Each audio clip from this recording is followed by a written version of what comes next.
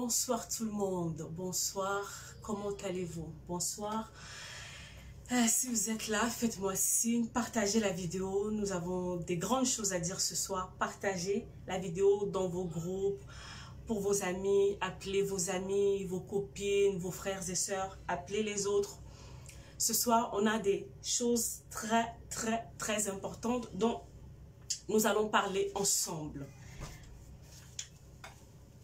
Est-ce que vous m'entendez bien? Si vous m'entendez bien, faites-moi signe. Si vous me voyez bien, si vous m'entendez bien, faites-moi signe, s'il vous plaît.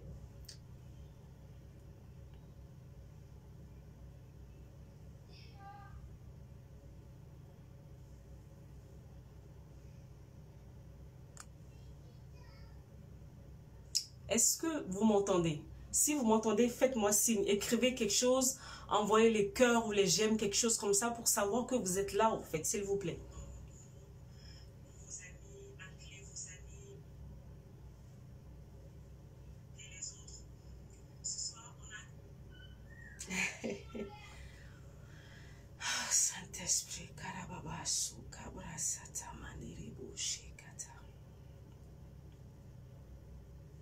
Je vais partager la vidéo moi aussi et puis dans une minute, on va démarrer. Dans une minute, on va démarrer. Prévenez les autres, partagez la vidéo, partagez. Même si ce n'est pas pour vous, ça peut être une personne autour de vous qui a besoin en fait d'une parole ce soir, qui est dans une situation difficile, qui a besoin juste d'une phrase, un mot ce soir. Alors, n'hésitez pas à partager au maximum. Merci beaucoup.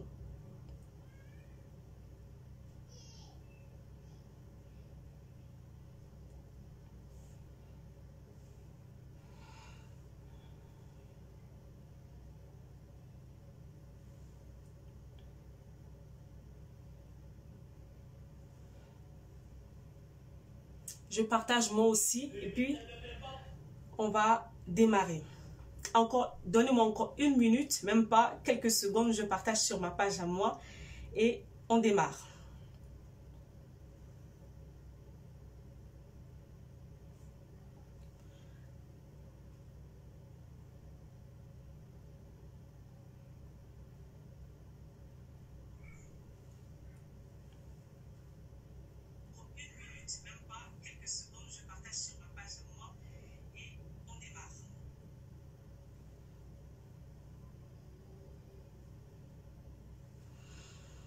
Allez, c'est parti. Bonsoir tout le monde. Comment allez-vous? Bonsoir Lily Joy. Je vois, il y a beaucoup de personnes en ligne. N'hésitez pas à continuer à partager. Ça peut faire du bien à une personne. Alors d'abord merci au fait à cette plateforme au fait qui a pris le courage au fait de nous inviter pour pouvoir partager ce thème. C'est pas évident. C'est pas un terme qui est assez courant. Donc déjà, merci pour la plateforme qui a pris vraiment son courage à deux mains de nous donner l'opportunité au fait de parler de ce sujet pour une plus grande personne. Voilà. Donc je me présente, je m'appelle Noélie Panda. Je suis d'abord une fille de Dieu. Je suis épouse, mère de 3 enfants. Au-delà de ça, je suis auteure. Je suis conférencière et conseillère en relation d'aide. Et c'est dans ma casquette de conseillère en relation d'aide que je viens ce soir pour te parler, pour nous parler au fait. C'est quoi au fait une conseillère en relation d'aide? Il ne faut pas commencer à paniquer. Une conseillère en relation d'aide, c'est une personne au fait, que ce soit homme ou femme, qui a cette habilité à prendre la psychologie humaine et la parole de Dieu ensemble au fait pour pouvoir aider les personnes qui ont des problèmes émotionnel, psychologique au fait, à pouvoir passer à autre chose au fait. Et quand tout de suite, parce que je sais que souvent au fait, quand les gens ils entendent psychologie humaine ou psychologie, tout ce qui commence par psy, les gens ils ont tout de suite peur des mots. Souvent je dis aux gens, surtout aux enfants de Dieu, parce que ce soir je sais que je m'adresse aux enfants de Dieu, je dis souvent aux enfants de Dieu, n'ayez pas peur des mots en fait. Faut pas avoir peur des mots, ce ne sont que des mots.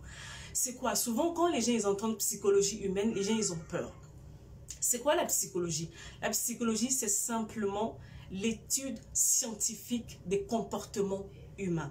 Donc, au fait, dans mon travail, je suis en mesure, je suis en capacité, rien que le fait de t'observer pendant un temps, de pouvoir savoir que tu as tel type de problème, au fait. C'est ça.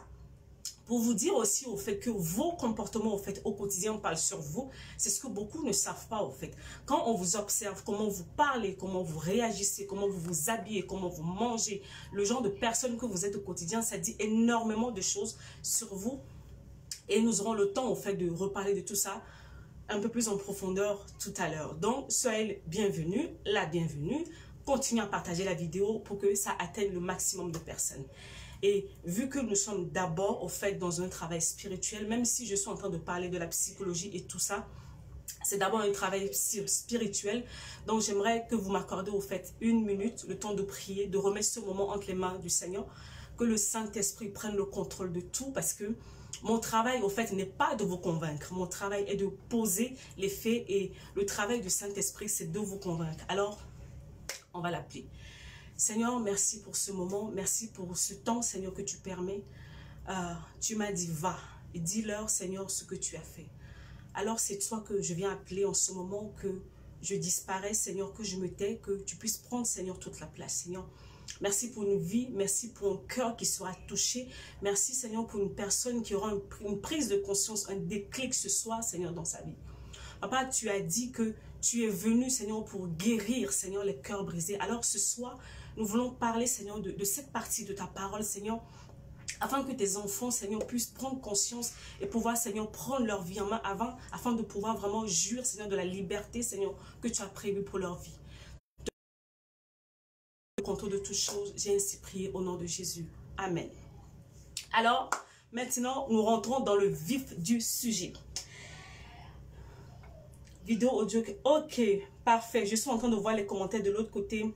Parfait, merci beaucoup. Continuez à partager, hein. Continuez à partager, n'hésitez pas. Voilà. Donc, quand on parle de blessures intérieures, au fait, on parle de quoi? J'ai pris des notes. Les blessures intérieures, c'est quoi? C'est tout acte, tout événement, toute forme de parole, au fait, qui vous a affecté, au fait, de l'intérieur.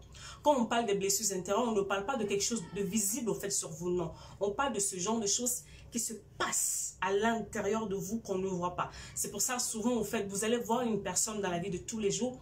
La personne est normale, la personne a l'air clean. Mais au fond, au fait, c'est le gouffre. C'est le désastre, c'est le chaos.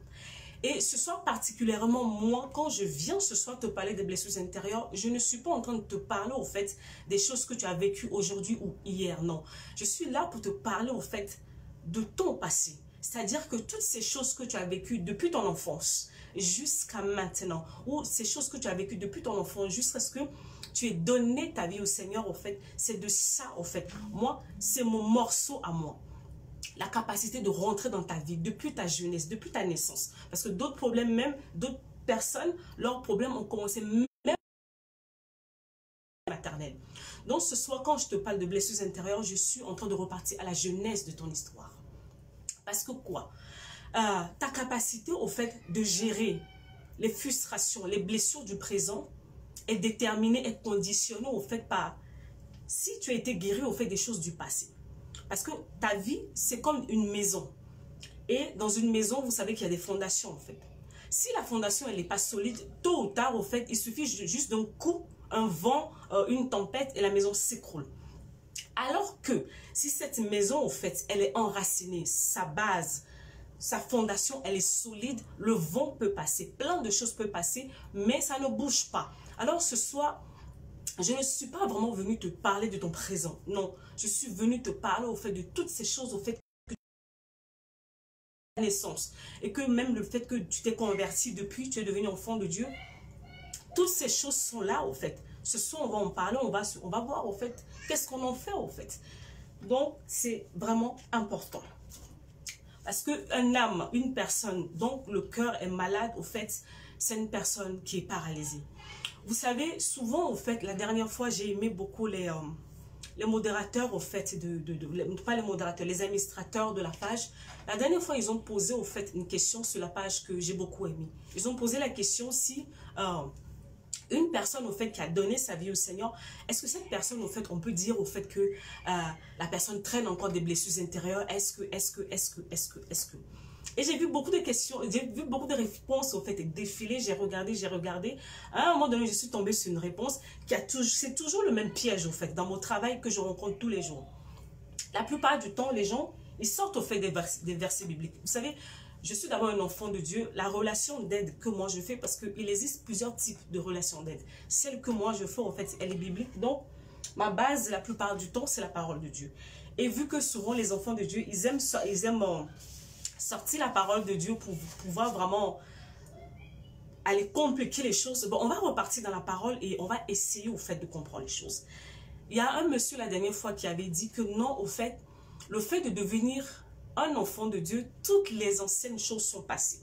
Donc, je vais aller chercher le verset en question. C'est dans 2 Corinthiens 5, verset 17. Donc, je vais chercher le verset et on va le lire ensemble. Après, je vais vous expliquer. Vous savez, une chose, un verset, une parole sortie de son contexte, au fait, crée énormément de dégâts, de frustration dans la vie de personnes.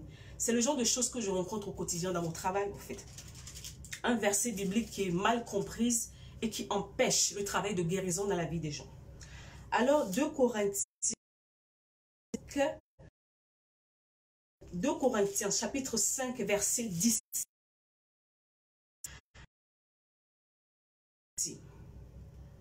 Dès que quelqu'un est uni au Christ, il est un être nouveau. Ce qui est ancien a disparu et ce qui est nouveau est là.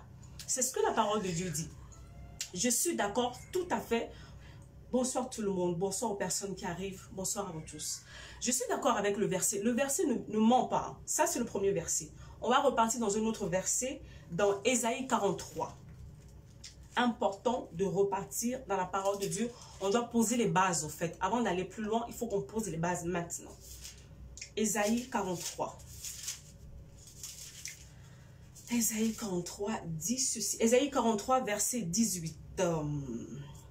Ne pensez plus aux événements, non, ne pensez plus au passé. Ne vous préoccupez plus de ce qui est derrière vous. Voilà. Voilà souvent les deux versets, les deux paroles au fait que une majorité, une partie au fait des enfants de Dieu prennent au fait pour dire aux gens que non, quand tu es devenu enfant de Dieu, le jour au fait que tu as donné ta vie au Seigneur, ton passé n'existe plus, tu ne peux plus être blessé parce que tu es une nouvelle personne et tout ça, tout ça, ça. Ok, je suis d'accord. Mais il faut comprendre ceci. Parce que quand on parle de blessures intérieures, au fait, la plupart du temps, les gens ne se posent pas la question, au fait, on parle de quelle partie de ma vie? Parce que en tant qu'humain, tu es un être à trois dimensions. Tu as le corps physique, celle que je vois, celle qui est là, ton enveloppe physique. Tu as ton esprit, la partie divine en toi. Donc, c'est-à-dire le souffle que Dieu a inspiré en toi pour que tu deviennes, au fait, cette personne que tu es. Et puis, il y a la troisième partie de toi. C'est ton âme, au fait.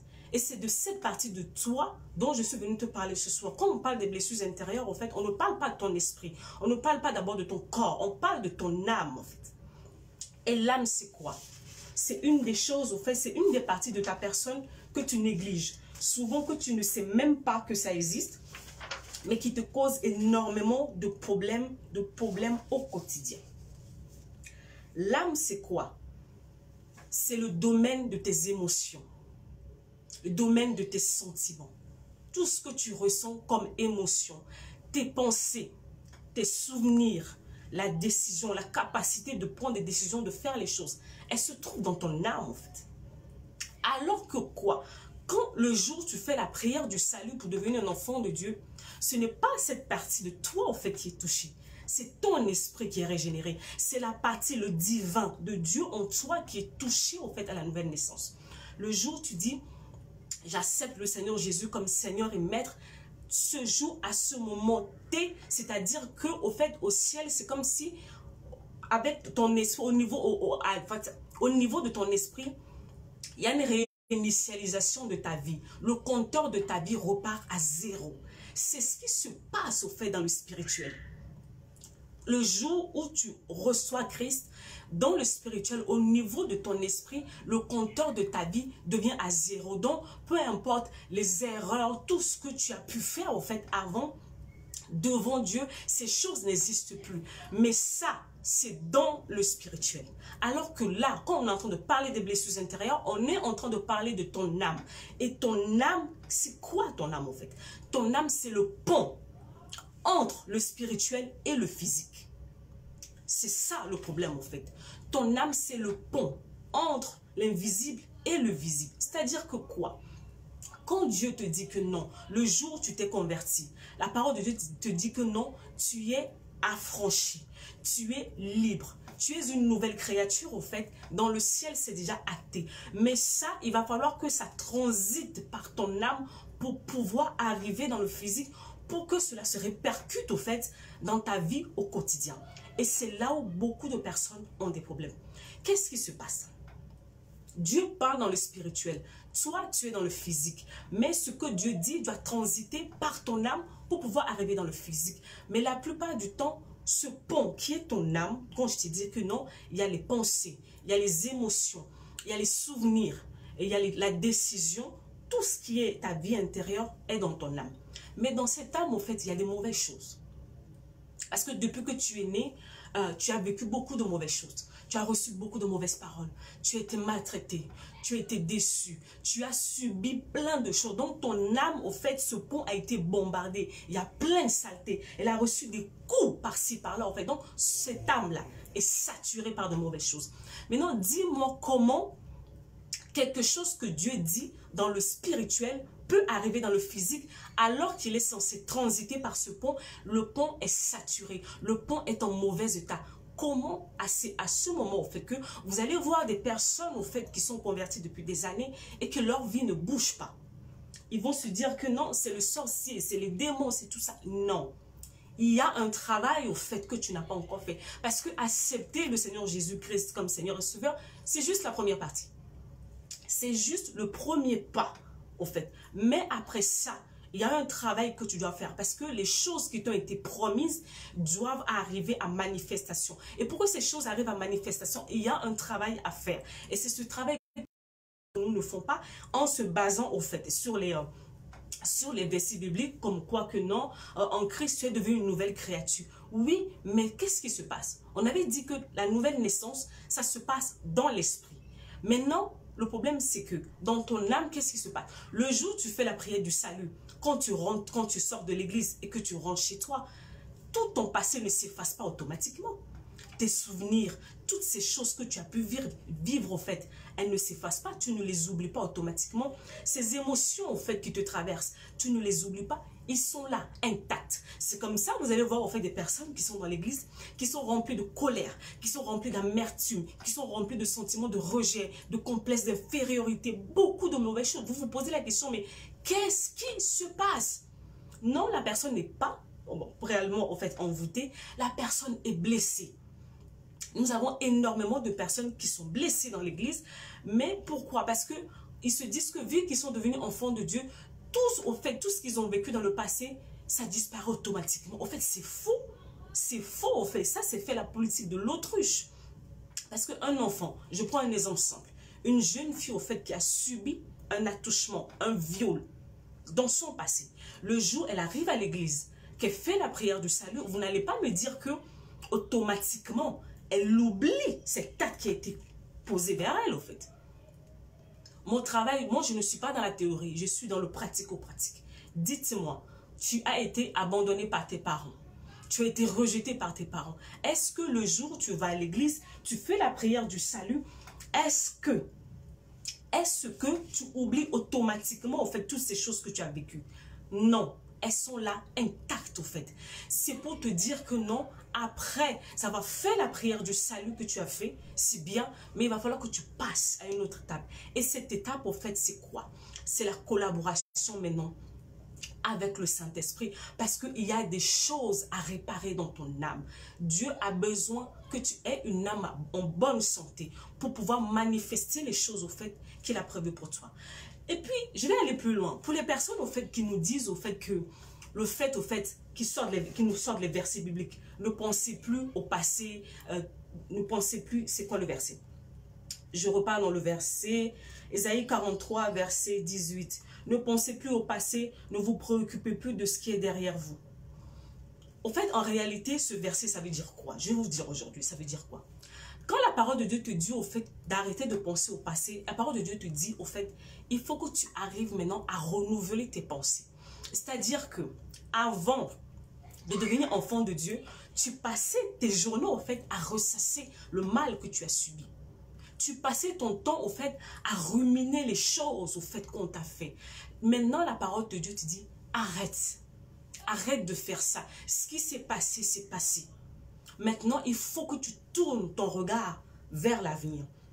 Quand la parole de Dieu te dit, ne regarde plus au passé, il te dit d'arrêter de passer tes journées, tes semaines, tes mois, tes années à ressasser. Parce que vous le savez bien que moi, que nous avons des personnes autour de nous, dès que tu la rencontres, elle va te raconter une histoire, au fait, qui date il y a 15 ans, qui date il y a 20 ans. Oh, on m'a fait ci, oh, on m'a fait ça, oh, on m'a fait ça. On m'a fait ci, si je suis comme ça, c'est à cause de ça, c'est à cause de tête. Parce que c'est ça en fait que la parole de Dieu te dit. La parole de Dieu te dit, arrête de plaindre, arrête de ressasser au fait ces choses mauvaises au fait qu'on t'a fait.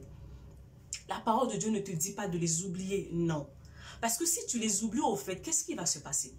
Alors que tu es censé témoigner de la gloire de Dieu, que les choses ont changé pour toi. Tu ne peux pas témoigner d'une chose que tu as oubliée au fait. Non, la parole de Dieu te dit, arrête de ressasser ça. Donne-moi ce poids-là pour que je puisse au fait nettoyer ton cœur. Pour que ce poids, cette chose que tu considérais comme un poids devienne une force pour toi, devienne un élément moteur pour toi, pour ta nouvelle vie. Il va falloir au fait que tu arrêtes de regarder le derrière pour te fixer, te focaliser vers l'avenir parce que les projets que j'ai pour toi, c'est des projets de paix et non de malheur. Et tant que tu t'accroches au fait aux choses qui sont passées, tu ne peux pas avancer devant. Tant que tu t'accroches, tes regards sont tout le temps fixés. Regardez la voiture. La plupart du temps, les rétroviseurs, on en a un devant et deux sur le côté. Ils ne sont pas derrière, en fait. De temps en temps, tu peux regarder furtivement derrière pour regarder d'où tu viens. Mais tes yeux ne sont pas censés rester derrière. Quand tu es tout le temps en train de regarder derrière, tu es en danger. Dieu t'a fait les yeux devant pour que tes regards soient fixés vers le devant parce que le meilleur qu'il a prévu pour toi est là-bas. Mais ce meilleur, au fait, qui doit arriver, doit transiter par ton âme. Alors, ce soir, je te pose la question, ton âme, au fait, quand je parle de ton âme, je te l'ai dit au début, je suis en train de parler de tes émotions. Je parle, au fait, de tes pensées. Je parle de tes souvenirs. Je parle, au fait, de ta capacité de décision au quotidien. Ils sont dans quel état, au fait?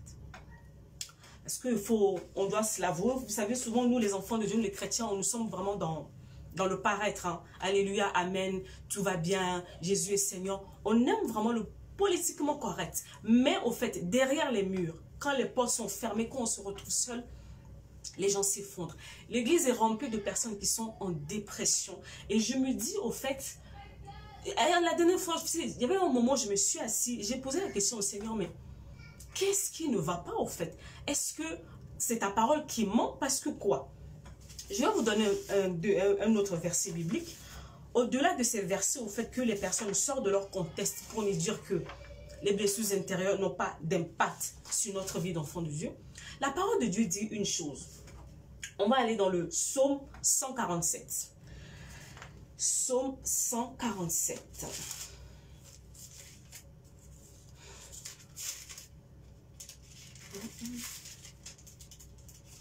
Psaume 147, verset 3. Il guérit ceux qui ont le cœur brisé, ils pensent leurs blessures. C'est pas moi qui le dis, c'est la parole de Dieu qui le dit. C'est la parole de Dieu qui le dit. Il pense, il guérit ceux qui ont le cœur brisé, ils pensent leurs blessures. Donc, au fait, comment, au fait, la parole de Dieu peut nous dire que Dieu guérit les cœurs brisés, il pense ceux qui ont le cœur en 1000 morceaux. Et puis, on veut nous faire croire au fait que les blessures intérieures n'ont pas aussi d'impact que ça. Donc, c'est-à-dire que soit c'est la parole de Dieu qui ment, ou c'est nous qui ne faisons pas la part des choses au fait. Et vu que la parole de Dieu ne ment jamais, ça veut dire que c'est nous qui ne comprenons pas les choses comme il faut. C'est ça. Il guérit, attendez, il guérit ceux qui ont le cœur brisé, ils pensent leurs blessures. Ça, c'est le premier verset. Le verset numéro 2, Ésaïe 61. Et je vais finir avec ces versets-là, en fait. Moi, je ne suis pas pasteur, donc voilà. Je ne suis pas là pour prêcher. Je ne pose que les bases de mon message. Ésaïe 61.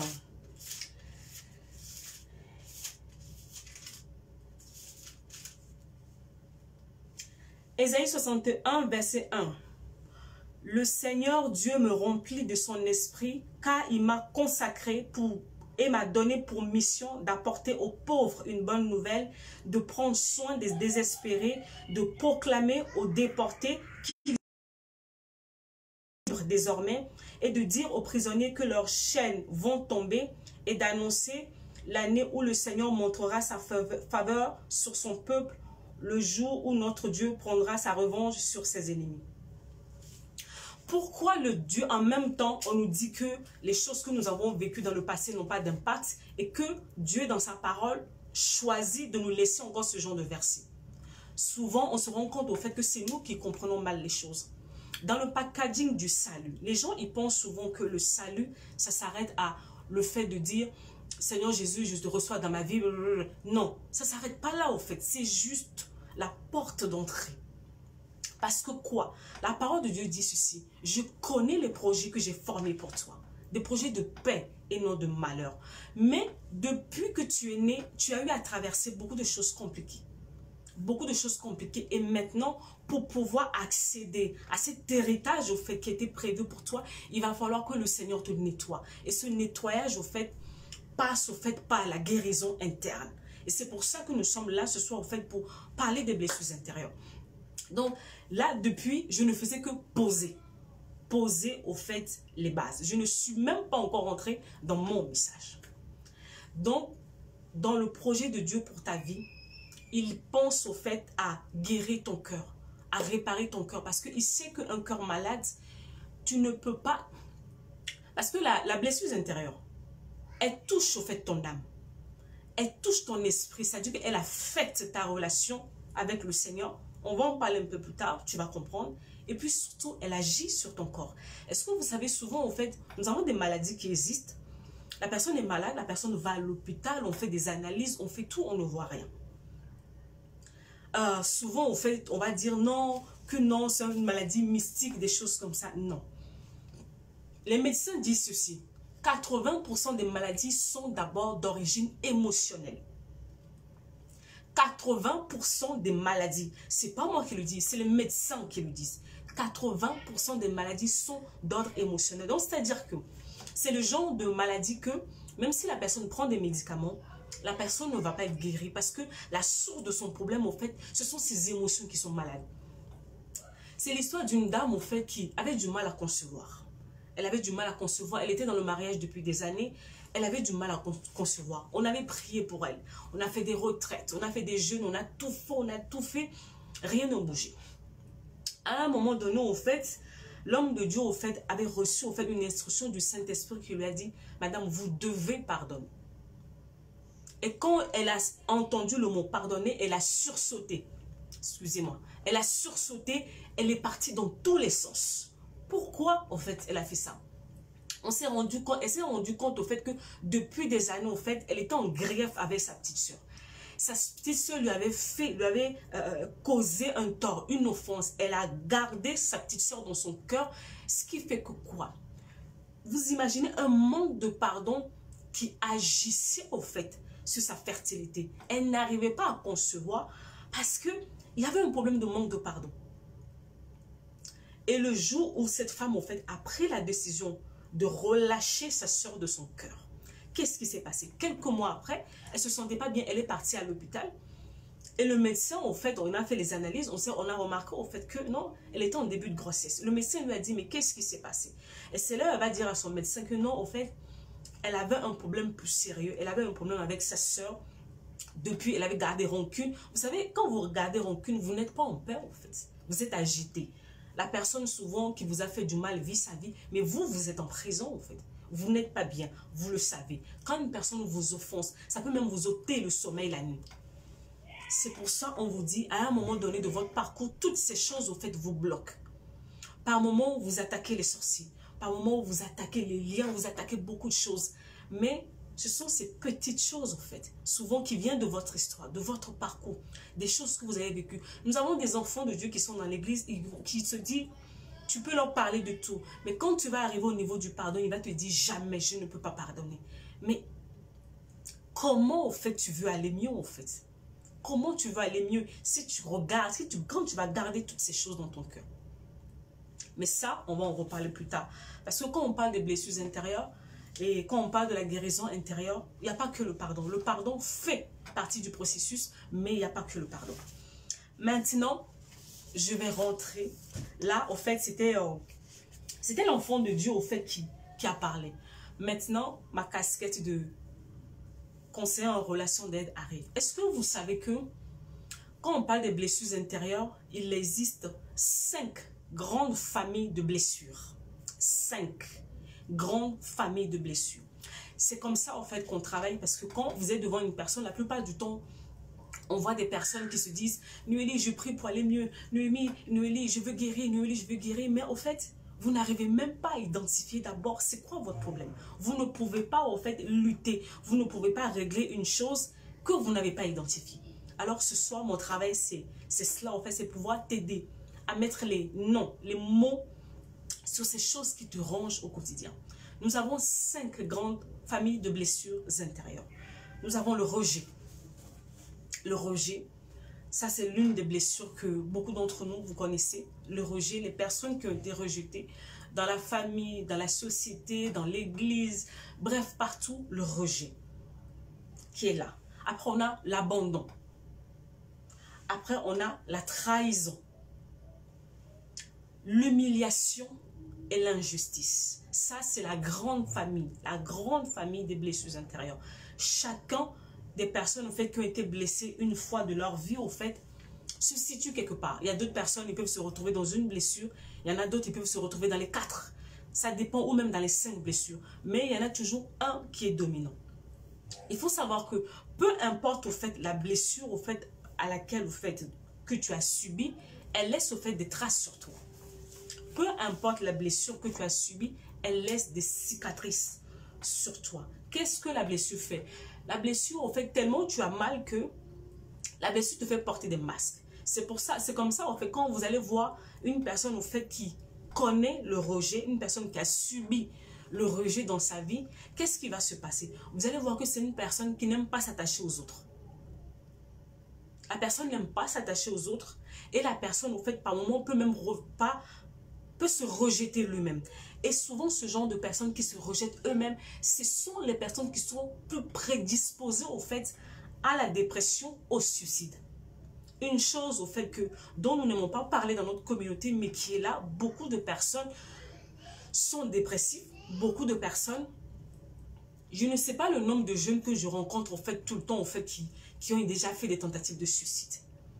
Il y a des types de choses, des situations que tu as vécues dans ton passé qui causent la blessure de rejet en toi, te prédisposent déjà, au fait, à la dépression ou à cette facilité, au fait, de penser, de faire des tentatives de suicide. Tu dois le savoir.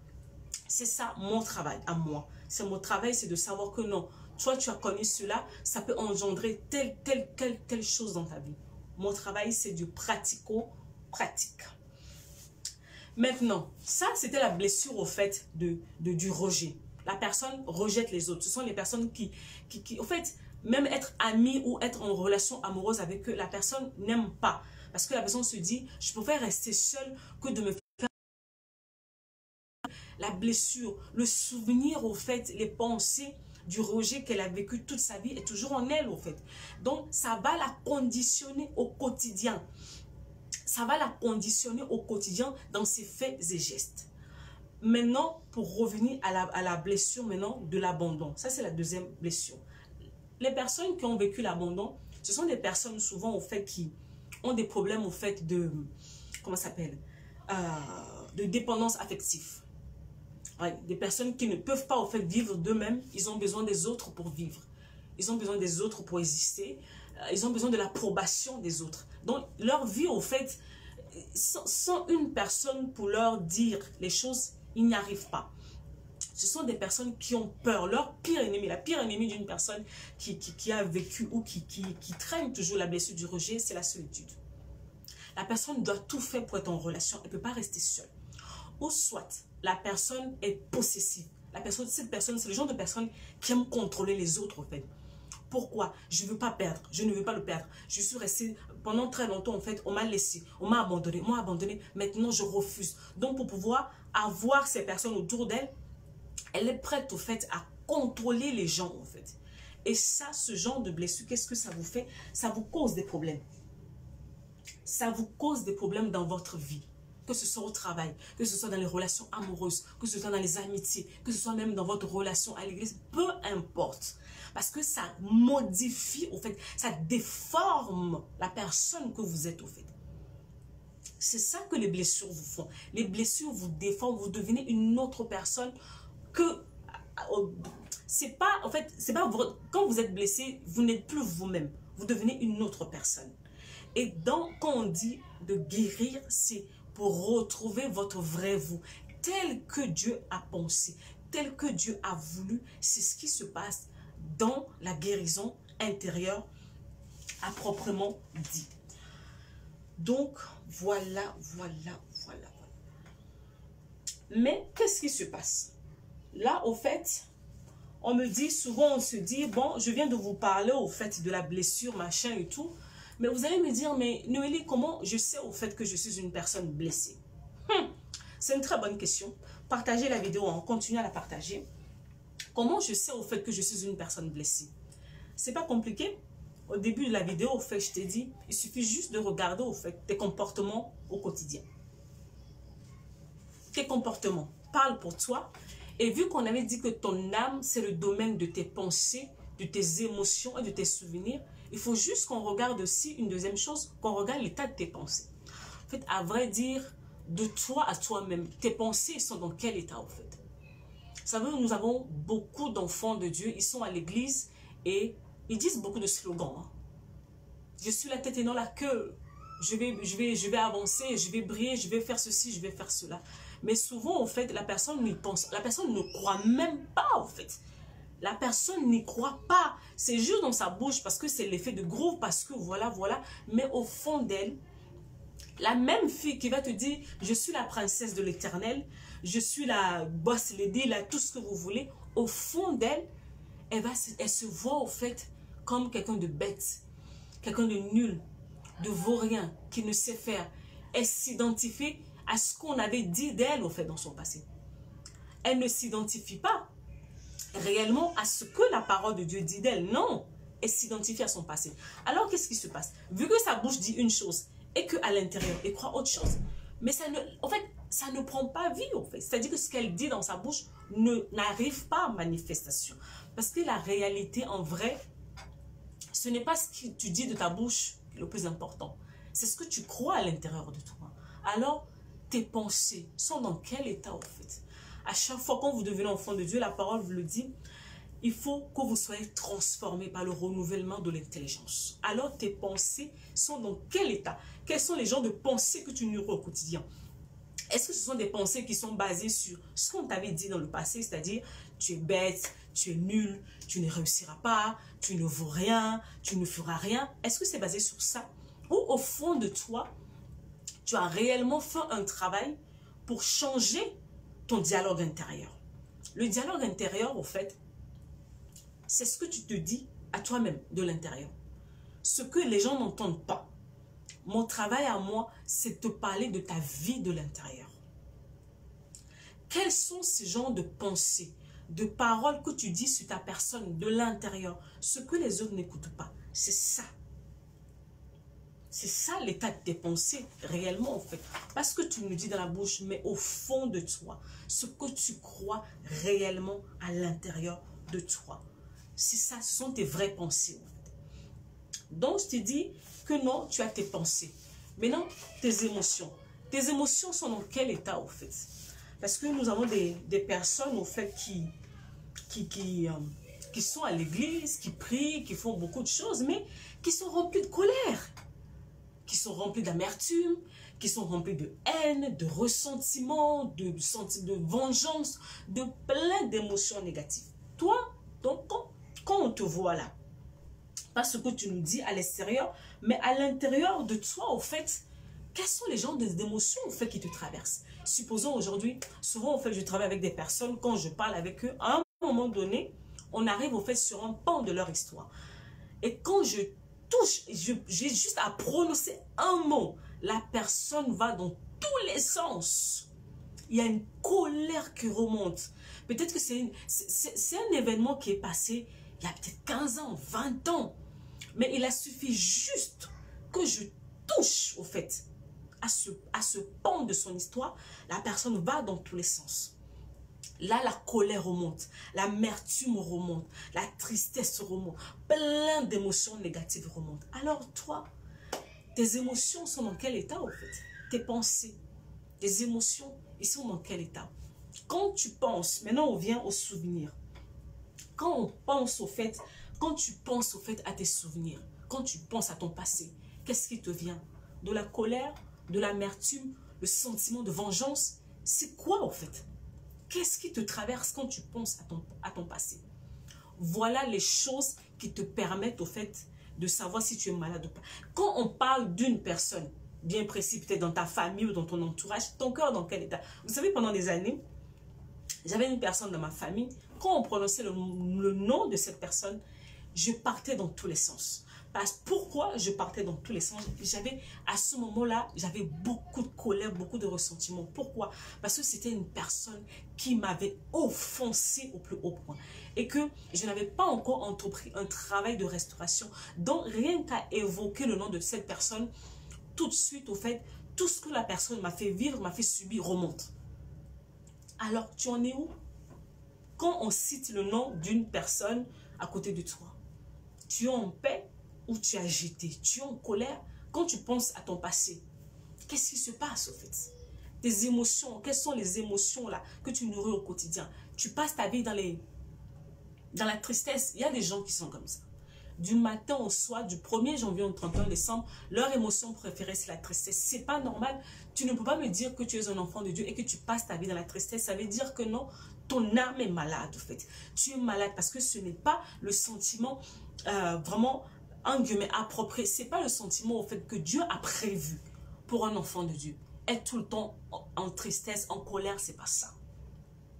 Dieu a prévu que tu sois dans la joie. Parce que la joie, en fait, c'est un carburant. C'est un moteur qui va t'aider au quotidien pour affronter les situations, faire les choses. Donc, si tu passes sur 7 jours, si tu passes 4 jours dans la tristesse, ça veut dire qu'il y a quelque chose qui ne va pas avec toi. Après, maintenant, on a tes comportements. Pour finir, je vais finir, en fait, sur les comportements. Tes comportements, tu es quel genre de personne au quotidien? Vous savez, autour de nous, que ce soit dans l'église ou dans la société, il y a des personnes, quand la personne ouvre sa bouche pour parler, vous avez l'impression que la personne a du venin dans la bouche. Donc la personne te dit une parole, tu te dis, waouh! Et puis le pire, c'est que quand c'est souvent dans l'église, tu te dis, mais comment cette personne peut prier en fait? Et puis cette personne peut être aussi amère, peut être aussi dure dans ses propos, peut balancer ce genre de paroles. Souvent, en fait, ce sont des personnes qui sont blessées. Ou tu vas faire une chose à la personne, tu t'excuses, mais la personne va te garder rancune, va attendre au moment pour te le faire payer. Ou c'est le genre de personne, la personne parle mal, elle injure tout le monde. Le genre de personne qui a tout le temps de problèmes avec tout le monde. Elle est prête à se bagarrer, donc toujours dans les disputes, dans les clashs, dans tout ce qu'il faut. Il y a quelque chose qui ne va pas avec toi en fait. Il y a quelque chose qui ne va pas avec toi. Il y a un truc qui fait qu'à l'intérieur de toi, tu n'es pas en paix. Et souvent, qu'est-ce qui se passe? Les personnes, au fait, qui ne sont pas en paix avec eux-mêmes, ils ont tendance, au fait, à le déverser sur les autres. C'est pour ça on dit la plupart du temps, un blessé blesse. Une personne qui est blessée va blesser les autres autour de lui. Consciemment ou inconsciemment, c'est automatique. C'est son mécanisme de survie, au fait. Parce que la personne est remplie de mauvaises choses. Elle va déverser de mauvaises choses. C'est pour ça que tu perds tes amis, tu perds les connexions divines, tu perds le travail facilement, tu perds même tes relations amoureuses, cet homme, cette femme que Dieu a prévu pour toi, tellement tu es rempli de mauvaises choses et que tu gères mal tes relations. Après, tu vas dire non, que c'est le diable qui te combat, c'est faux. Tu es blessé, tu blesses les autres et les autres te fuient en fait. Donc, il va falloir que tu te soignes. Il va falloir que tu te soignes, que ton âme devienne en bonne santé. Parce que c'est ça le plan. Le plan de Dieu pour toi, c'est que tu sois vraiment, vraiment, vraiment guéri. Pour pouvoir gérer ta vie, pour pouvoir gérer les relations, pour pouvoir gérer les choses qu'il te donne. Quand tu es blessé, tu es handicapé. Handicapé quelque part. Mais qu'est-ce qui se passe? Là, on vient de parler au fait des mécanismes que tu mets en place pour pouvoir vraiment pour qu'on puisse savoir que tu es blessé ou pas. Maintenant, la deuxième partie, c'est qu'on a des mécanismes de protection. Il y a des personnes qui savent qu'ils sont blessés. Et il y a d'autres qui ne le savent pas. Tout ce que je viens de dire, c'est vraiment pour les personnes qui ne savent pas que la manière dont, en fait, ils se conduisent, c'est dû à une blessure. Maintenant, je viens à la deuxième catégorie de personnes, ceux qui savent que ça ne va pas. Mais, qu'est-ce qu'ils vont faire? La personne est dans le déni. Le déni, c'est l'état d'une personne qui essaie d'occulter, qui essaie de refuser de voir la réalité de sa vie. Le déni, c'est le fait que tu saches que ça ne va pas, mais tu fais semblant. Et c'est ce que nous, les enfants de Dieu, nous faisons.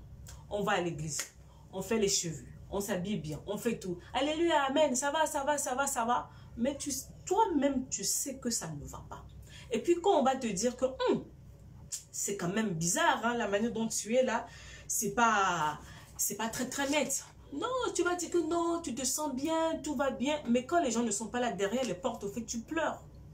En fait, jusqu'à quand tu vas faire, en fait, tu vas être dans le paraître. C'est ça, le paraître. Voilà le mot que je cherchais. Nous sommes dans une société où on nous a appris à paraître.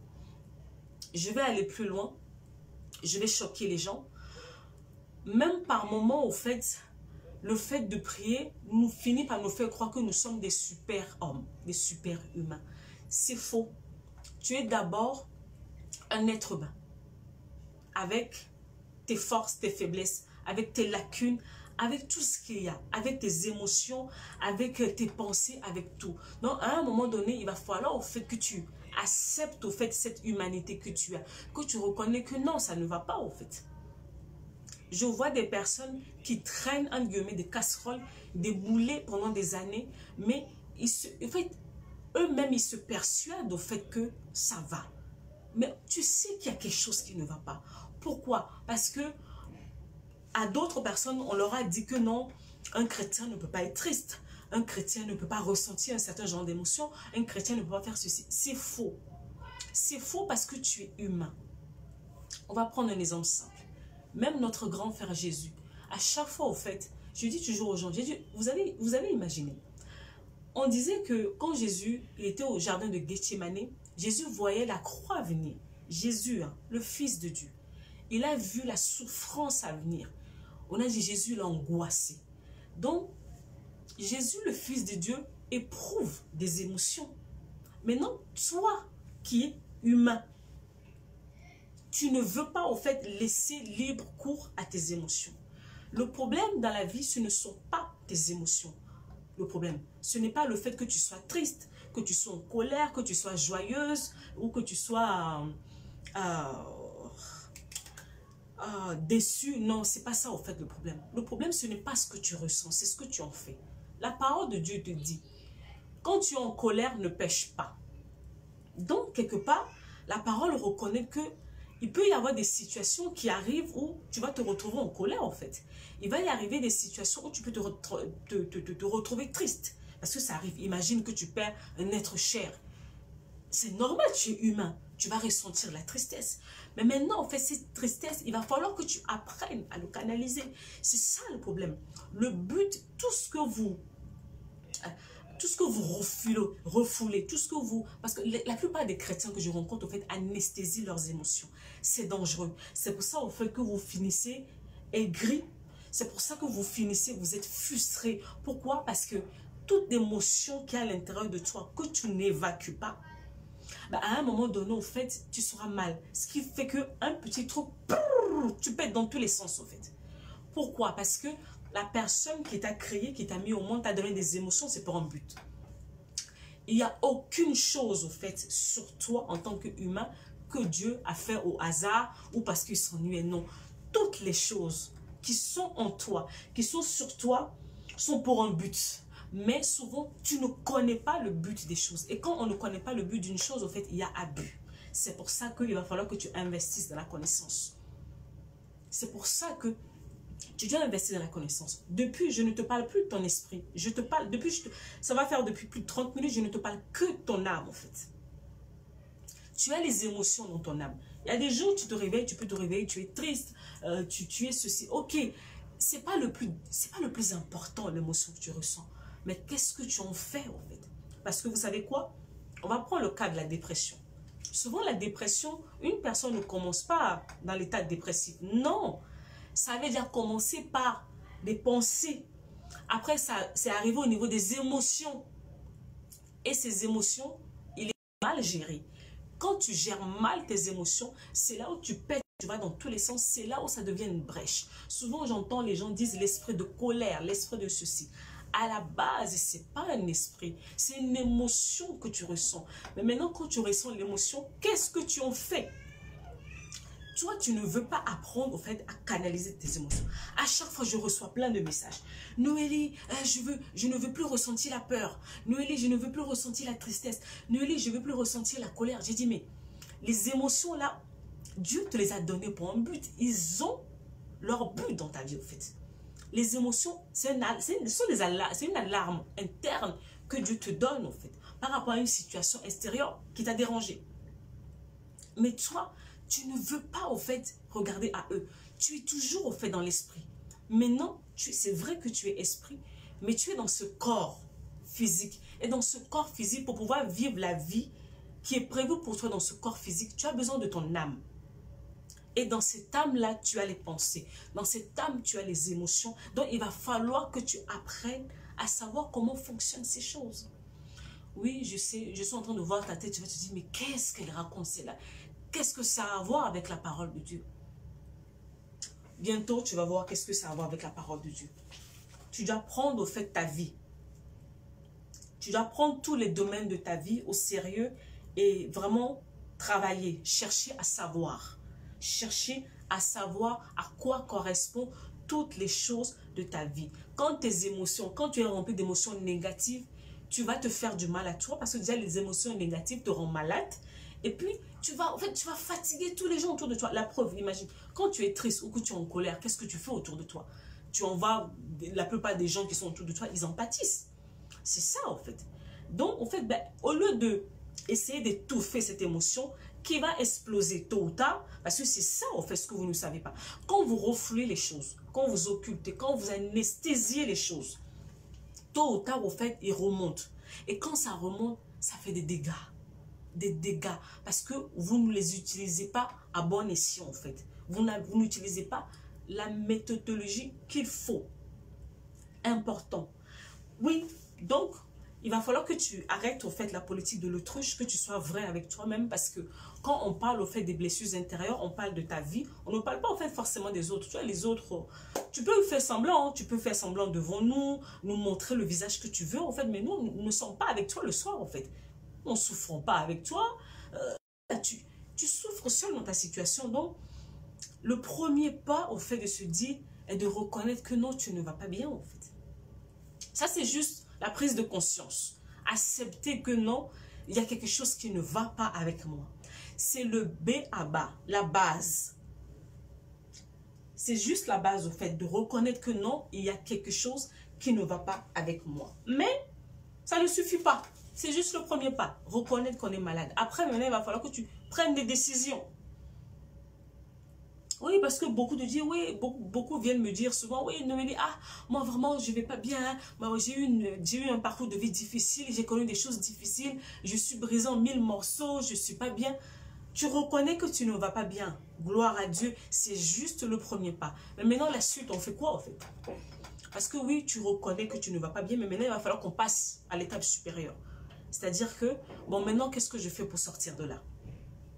Je fais quoi? Qu'est-ce que je fais concrètement pour sortir de là, en fait? Tu reconnais que tu es blessé, que tu traînes un passé lourd avec toi. Et maintenant, en fait, comment tu fais pour sortir de là? Tu as reconnu déjà que non, tu ne vas pas bien. Maintenant, la suite, c'est quoi? Qu'est-ce que tu vas faire? Après la suite, qu'est-ce que j'ai marqué? Dans le passé, quand je parle des blessures intérieures vis-à-vis de ton passé, au fait, qu'est-ce qui se passe? En fait, ton passé n'existe plus. Physiquement parlant, ce n'est plus quelque chose que tu peux toucher. Tu ne peux plus toucher ton passé, en fait. Mais les pensées et les émotions liées à ce passé, c'est ça qui te cause des problèmes. Parce que la plupart du temps, il y a une chose qui s'est passée il y a peut-être 10 ans, 20 ans. Mais tu es dans le présent. C'est quand tu penses à cette chose, c'est là où ça réveille des émotions en toi. Donc, ton problème avec ton passé, ce sont tes pensées et les émotions liées à ça. C'est ce qui se passe dans le processus de guérison. Au début de la vidéo, je vous avais dit, souvent les gens ils pensent que quand on parle de guérir, c'est seulement au fait le pardon. Non, non, non, non, non, non. Avant d'arriver au pardon, il y a déjà le fait de regarder ces choses que non, au fait, mon passé n'existe plus physiquement, mais ce sont les souvenirs, les pensées et les émotions qui sont liées au fait à ce passé, ce sont eux qui me causent des problèmes. Ce sont eux, réellement, qui me causent des problèmes. Se poser la question, est-ce que je veux réellement guérir? Vous savez, il y a des gens, ils vont te faire du bruit. Noélie, je suis malade. Noélie, je suis fait. Noélie, je veux faire ça. Noélie, ça, Noélie, ça. Mais au fait, quand tu vas leur poser la question, est-ce que tu es prêt à guérir? Est-ce que tu es prêt à payer le prix? Parce que c'est ça. La guérison, c'est pas comme le salut. Le salut, tu as juste à faire la prière et c'est instantané, c'est fini. Alors que la guérison, c'est un processus, au fait. C'est un processus. Vous savez, je suis consciente en relation d'aide et moi-même, je suis passée par le processus de guérison. Ça m'a pris, parce qu'on n'a pas les mêmes histoires, ça m'a pris 5 ans à 6 ans. Parce que plus une personne est brisée, plus la restauration prend du temps, en fait. Parce que tu as pris des années pour être brisé dans cet état. Il faut encore du temps pour que tu te remettes debout. Les gens, ils pensent que quand on parle de la guérison des blessures intérieures, on parle d'une prière instantanée qui va faire qu'on va te faire et puis, c'est fini. Non. Parce que quand on entend de parler de tes pensées, on parle de tes émotions. Donc, c'est-à-dire qu'il va falloir que tu fasses un travail sur tes pensées. Quand tu vas finir maintenant avec tes pensées, tu vas aller sur tes émotions. C'est pas facile, hein? C'est un travail, c'est vraiment minutieux. C'est un travail de fourmi, au fait, qui se fait dans le processus de guérison. D'abord, les pensées. Après les pensées, tu vas aller sur tes émotions. Quand tu vas finir sur tes émotions, au fait, et là, le Seigneur va te ramener maintenant dans le, comment ça s'appelle? Dans le pardon. Dans le pardon. Mais ce pardon dont les gens parlent souvent, en fait. Parlons-en, en fait, du pardon. Vous savez, le pardon, c'est sur 3 volets. Quand on parle du pardon dans le processus de guérison, on parle du pardon sur 3 volets. Donc, c'est-à-dire qu'il y a des personnes, au fait, qui sont en conflit avec Dieu. Donc, ils se disent, pourquoi Dieu a permis cela? Donc, ce sont des gens qui sont en porte-à-faux avec Dieu. Ils ne sont pas d'accord au fait que Dieu a pu laisser une chose pareille se produire dans leur vie. Ça, c'est le premier niveau du pardon. Il va falloir que ces personnes fassent la paix avec Dieu. Le deuxième pardon, c'est pour soi-même. Parce qu'il y a des gens qui ne se pardonnent pas. Oui, il y a des personnes qui ne se pardonnent pas. La personne va faire une erreur. On va prendre un exemple simple. Peut-être que dans le passé, la jeunesse, à cause de la jeunesse et tout ce qui s'est passé, une jeune fille, c'est un exemple que je donne. Je ne pointe personne du doigt. Une jeune fille a été amenée à faire un avortement. Elle est devenue enfant de Dieu. Elle a demandé pardon à Dieu. Dieu l'a pardonné. Mais elle ne croit pas. Alors, mais elle ne veut même pas croire que Dieu a pu le pardonner au fait cet acte qu'elle a commis dans son passé. Donc, qu'est-ce qu'elle va se faire? Elle va rentrer dans un système d'auto-sabotage, comme je l'appelle. Elle va se saboter. Non, je ne suis pas digne de m'approcher de Dieu. Je ne peux pas m'approcher de Dieu. Dieu ne peut pas me pardonner ça. Je suis une mauvaise personne. Je suis une mauvaise fille. Je ne peux pas. Je ne peux pas. À chaque fois. Et au fait, cette erreur qu'elle a commise devient un fardeau. Et qu'est-ce qui se passe? C'est là où l'ennemi maintenant rentre et la maintient dans la prison de la culpabilité. Il y a des gens qui croupissent dans la prison de la culpabilité. Vous savez quoi? Il y a 2 types de culpabilité qui existent. Il y a la culpabilité que tu ressens quand tu viens de commettre une faute, un péché, quand tu viens de faire quelque chose de mauvais vis-à-vis de la parole de Dieu. Ça, c'est le premier. la première sorte de culpabilité. C'est normal. Là, c'est le Saint-Esprit qui te rappelle à l'ordre. Maintenant, il y a une deuxième culpabilité qui arrive quand tu as fini de te repentir et que tu as pris la décision de ne plus retomber la même chose. Mais qu'est-ce qui va se passer? Tu vas commencer à te saboter. Tu es une personne mauvaise. Tu n'es pas ceci. Tu n'es pas cela. Dieu ne peut pas te pardonner. Au-delà de ça, c'est pire. Les personnes qui sont autour de toi aussi vont rajouter leur lot. Et qu'est-ce qui va se faire? Cette erreur que tu as commise depuis il y a 20 ans, tu es là maintenant, tous les jours, tu ressasses ça, tu ressasses ça. Dès qu'il va t'arriver un pépin, vous allez voir cette jeune fille, hein, elle a peut-être commis cette erreur d'avortement. Mais plus tard, le jour, elle va se marier, elle va se poser dans son ménage et qu'elle va avoir les soucis avec la maternité. Elle va se dire, voilà, c'est Dieu qui me punit, c'est Dieu qui me punit, c'est Dieu qui me punit. Donc oui, dans le pardon, il va falloir que tu arrives à te pardonner. Mais ce travail de pardon, en fait, arrive comment? Par deux choses.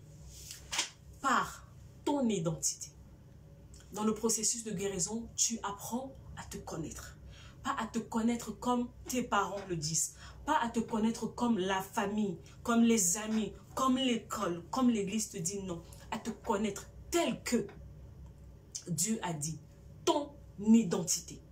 L'identité. Quand Dieu te dit, tu es pardonné, est-ce que tu crois en fait à cette parole qui te dit que non, Dieu dit que non, tu es pardonné.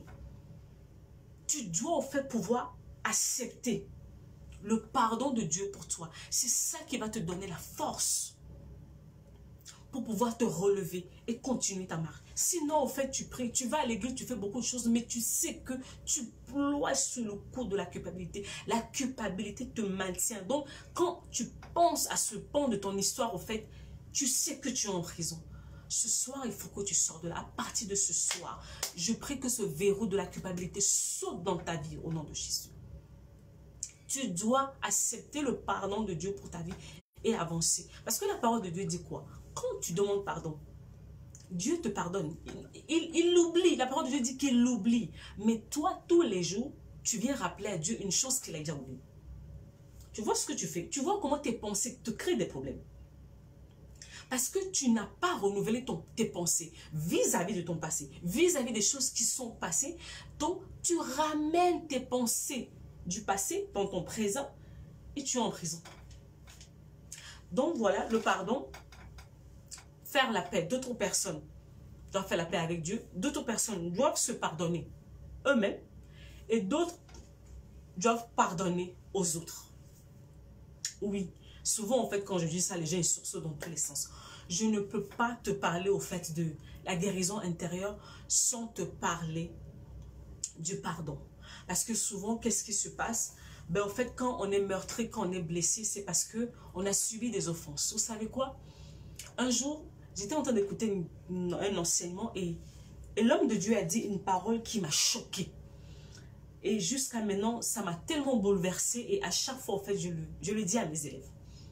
En fait, quand tu gardes l'offense, quand une personne te blesse et que tu gardes l'offense, qu'est-ce que tu fais en réalité? C'est comme si tu bois du poison. L'offense qu'on t'a donné, c'est du poison parce que l'offense te détruit. L'offense te fait perdre du sommeil. L'offense te rend malade, te rend aigri, fait beaucoup de mauvaises choses en toi. Donc, ça dit que c'est comme si tu buvais un poison et tu attends en fait que la personne qui est en face de toi meure. C'est ce qu'on fait. On pense que plus je vais garder la personne dans mon cœur et plus au fait la personne là-bas va être bien. Non, c'est faux. Tu ne peux pas te faire du mal et espérer au fait que la personne qui t'a fait du tort, parce que souvent, en fait, les gens qui nous heurtent, qui nous blessent, souvent, ils font leur vie. Hein. Ils oublient même au fait qu'ils t'ont fait du mal, au fait. Donc, à un moment donné, il va falloir que tu lâches prise. Ouais. C'est pas qu'il y a des moments où tu dois lâcher prise au faire sur cette offense. Tu dois lâcher prise. Peu importe, au fait, la personne qui t'a offensé, l'Esprit de Dieu en toi te rend capable, en fait. C'est le genre de travail que je fais, justement, que j'accompagne les personnes, en fait, à en arriver à ce niveau-là. L'Esprit en toi te rend capable. C'est pas quelque chose d'instantané, comme ça, non. C'est un processus. Il y a des choses à faire, mais tu dois le faire. Pourquoi? Pour te libérer, pour te sortir de la prison. Parce que l'offense, c'est une prison dans laquelle on te met. Et tu es là, et tu ressasses les choses, et tu as mal, et tu as mal. Et qu'est-ce qui se passe? Pendant le temps au fait que l'ennemi te garde que l'ennemi te garde en prison, dans l'offense, mais au fait, ta vie est stagne, en fait. Parce qu'une personne qui est blessée, dans la blessure, quand on parle de la blessure intérieure, il y a l'image de toi-même qui est affectée. Tout à l'heure, je vous ai parlé au fait de l'identité. Dans l'identité, le Seigneur vient toucher aussi ton estime de soi. Parce que quand l'image, quand au fait, les pensées que tu as envers toi-même changent, ben, la manière dont tu te vois change, en fait. C'est comme ça, en fait, vous allez entendre une personne qui disait tout le temps je suis bête, je suis moche, je suis vilaine. Cette personne va commencer à se regarder, va se dire waouh, je suis quand même jolie. Hein. C'est pas au fait de l'égoïsme, de l'égocentrisme. Non, on appelle ça de l'estime de soi. L'estime de soi, c'est d'être capable au fait de se regarder et apprendre à dire des bonnes choses au fait. Penser des bonnes choses sur toi. Parce que on va se le dire, il y a beaucoup de personnes qui ont des mauvaises pensées vis-à-vis d'eux-mêmes. En fait, comment tu veux que ta vie aille bien si tu passes ton temps à penser des mauvaises choses sur ta personne? Toi, de toute façon, tu es persuadé que tu vas échouer dans la vie. Mais c'est normal, tu vas échouer. Aujourd'hui, j'étais en train de faire un post sur ma page et j'ai vu une jeune fille, au fait, qui est venue me parler, qui m'a dit, oh, de toute façon, je sais que je suis une poisseuse. Une poisseuse, c'est quoi? C'est une fille qui n'a pas de chance, à qui toujours les mauvaises choses arrivent. Elle confesse ça de sa bouche. Quand on parle de renouvellement de l'intelligence, tu apprends à parler des bonnes choses sur ta vie, en fait. Tu apprends à confesser la parole de Dieu sur toi. Cette parole, au fait, qui a la vie en elle, au fait de pouvoir ramener à la vie tout ce qui était mort en toi. Parce que quand on t'a blessé, peu importe ce que tu as vécu dans le passé, ça a laissé la mort à l'intérieur de toi. Il y a des personnes qui ont reçu des paroles lourdes.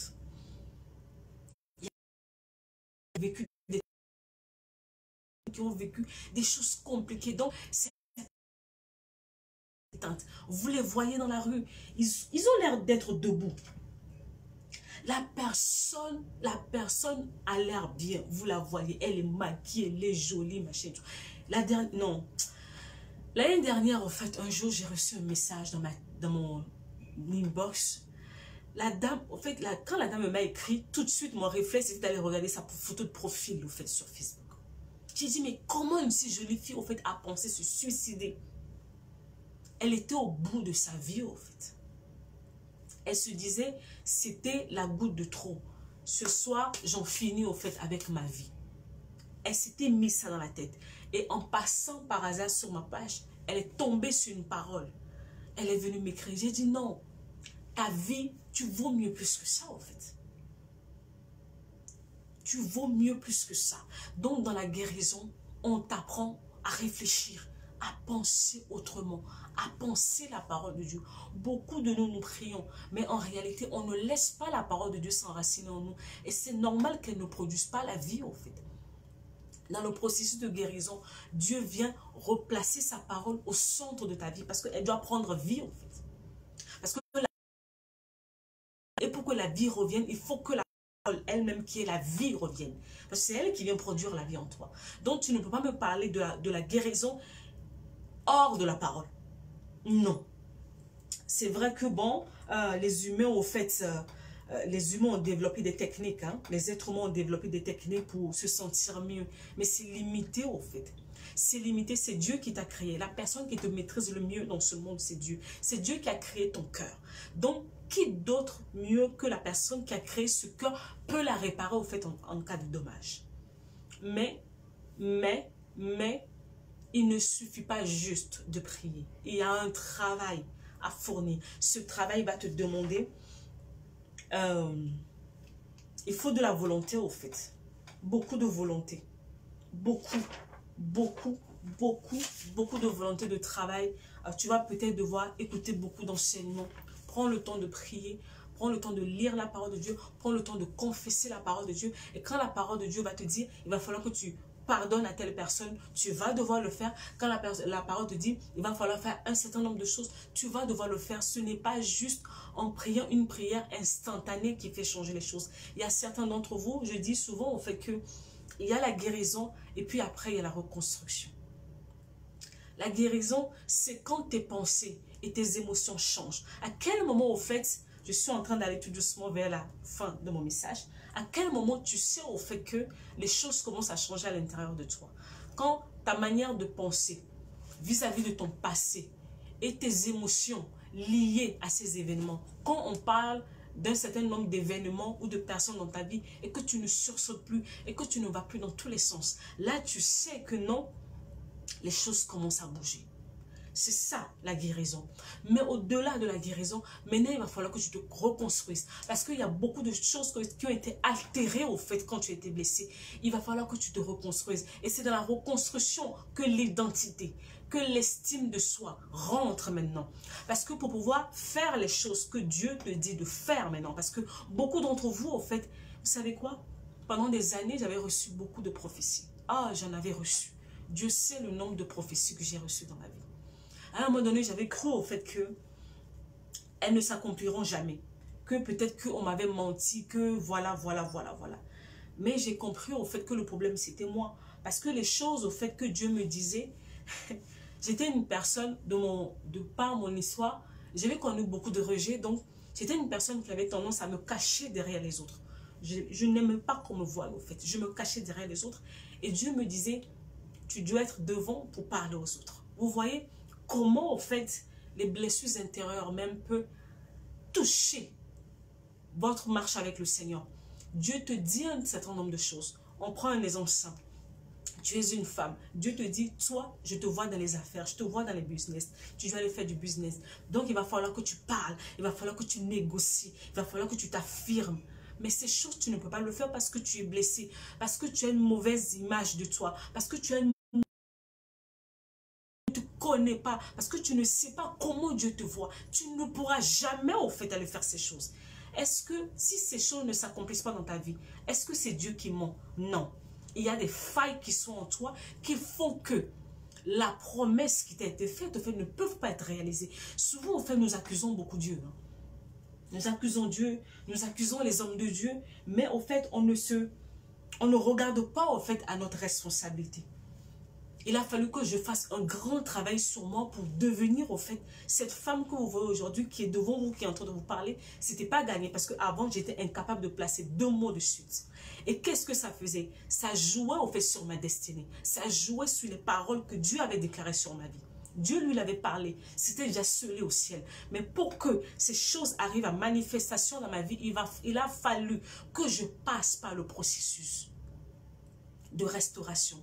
Dans la restauration, mon cœur est restauré, mes pensées sont restaurées, mes émotions sont en place. Et maintenant, Dieu te dit, regarde-toi comme je te vois. Je remets ton identité, ton identité, ton identité. Qui es-tu? Qui es-tu? Souvent, quand on parle d'identité, je vois beaucoup de personnes... ils font beaucoup de slogans. Je suis la princesse de l'Éternel, je suis la tête et non la queue, tout ça, ça. Ok. Mais tu le dis seulement dans la bouche ou c'est ce que tu crois réellement en fait? Je l'ai dit à un moment donné de la vidéo, ce n'est pas ce que tu dis de la bouche qui compte. C'est ce que tu crois en toi. Parce que ta vie, au fait, commence de l'intérieur. Les choses commencent de l'intérieur pour aller vers l'extérieur. Ce que tu crois à l'intérieur va déterminer ce qui va se produire à l'intérieur. Parce que si tu nous dis dehors que non, tu es ceci, tu es cela, et qu'à l'intérieur, tu ne crois pas, tu sais ce qui va se passer? Mais tu es paralysé, au fait, tu ne bougeras pas. Et ce qui fait que les promesses, au fait, qui t'ont été faites, les promesses, ça reste là, ça dort. Après, tu vas accuser tout le monde. Tu accuseras tout le monde. Oh, ceci est mauvais. Oh, ceci est mauvais. Oh, ce n'est pas vrai. Oh, Dieu m'a menti. Non, en fait, il n'a pas menti. Pose-toi la question. En fait, ok, Seigneur, tu as dit ça, mais quelle est ma partie, au fait? Souvent, c'est ce que nous, les enfants de Dieu, nous oublions. Nous croyons que Dieu fera tout pour nous. Non. Tu as ta part à faire. Même dans le processus de guérison de tes blessures intérieures, tu as ta part. Ton rôle que tu dois jouer. Ouais. Et vu que nous sommes en train de parler au fait de ta relation avec le Seigneur, qu'est-ce qui se passe au fait dans les blessures intérieures? Et c'est assez subtil, hein? Beaucoup n'en parlent pas. Est-ce que tu sais que la manière, le genre de relation en fait que tu as avec les hommes, est-ce que tu sais que ça affecte l'image que tu as de Dieu? Est-ce que tu sais ça? Quand on prend un exemple simple, on prend l'exemple d'une personne au fait qui a eu des relations difficiles avec leurs parents, cette personne au fait, quand elle va commencer à prier, la personne va voir Dieu au fait comme un père fouettard. C'est-à-dire un Dieu méchant, dur, qui est prêt au fait à te taper dessus, qui est prêt à te punir, à faire des choses, voilà, dès que tu fais un écart. La relation que tu as avec les hommes, par moments, fausse l'image que tu as de Dieu. Il y a des gens, j'ai plein de gens qui sont dans l'église qui ne croient pas au fait que Dieu les aime. Ils le disent dans la bouche, mais au fond d'eux, ils ne le croient pas. Pourquoi? Surtout pour les gens au fait, qui ont vécu au fait la blessure du rejet, dont j'avais parlé au début au fait de la vidéo. Quand tu as subi le rejet dans ta vie, tu as toujours été habitué à être rejeté. Et quand, imagine-toi au fait que tu deviens enfant de Dieu, et puis maintenant Dieu te dit, je t'aime. Ça ne marche pas au fait. Dans ta tête, au fait, tu le sais, ton cerveau le sait, mais ton cœur refuse de l'accepter. Vous allez voir une personne, dès qu'on va lui parler de l'amour de Dieu, la personne sursaute. La personne ne croit pas. La personne ne croit pas que Dieu peut l'aimer et surtout inconditionnellement. Rien fait d'extraordinaire, de quoi que ce soit. Dieu l'aime pour ce qu'il est. La personne ne comprend pas, ne l'accepte pas. Ça, voilà au fait comment les blessures intérieures affectent même ta marche chrétienne, dans ta marche avec le Seigneur. Il y a des choses qui sont faussées parce que quoi? Ta relation au fait avec les humains ont été faussées. C'est pour ça que tu dois être guéri. Parce que même dans la guérison, tu apprends au fait à connaître Dieu. Oui, tu apprends à connaître Dieu au fait en tant que père. Parce que Dieu, moi Dieu souvent je l'appelle pas Dieu, je l'appelle papa.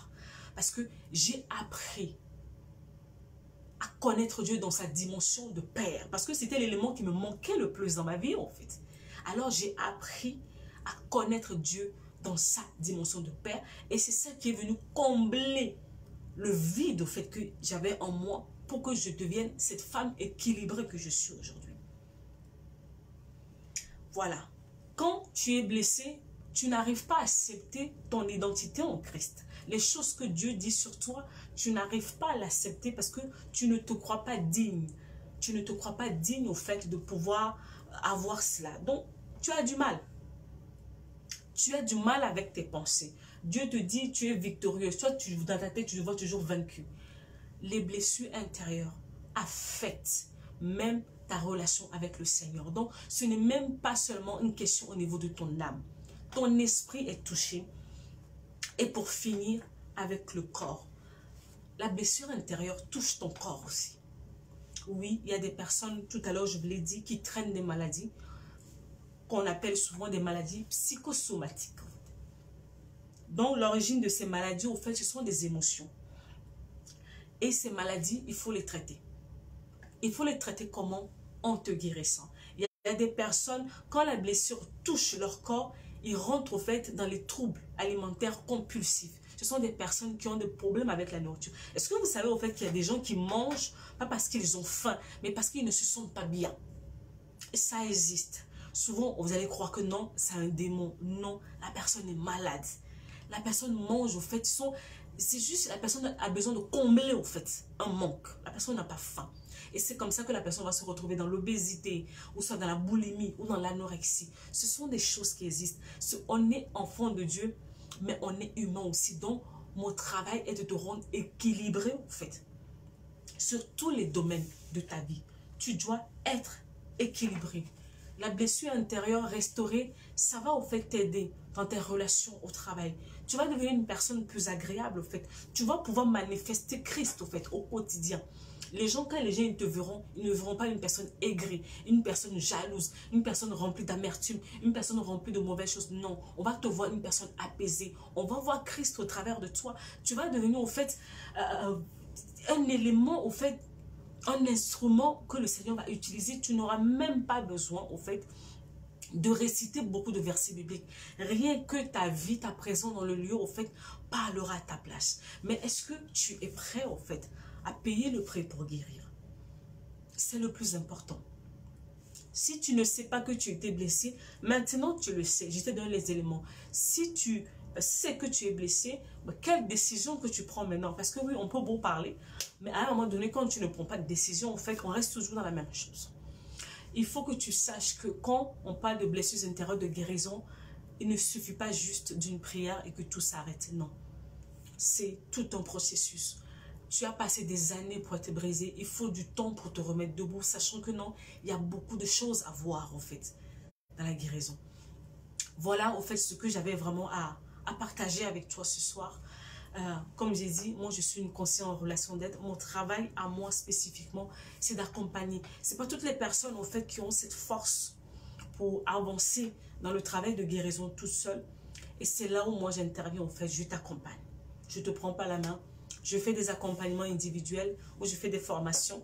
Mais là pour l'instant, bon, les formations c'est un peu au repos. On va reprendre en septembre.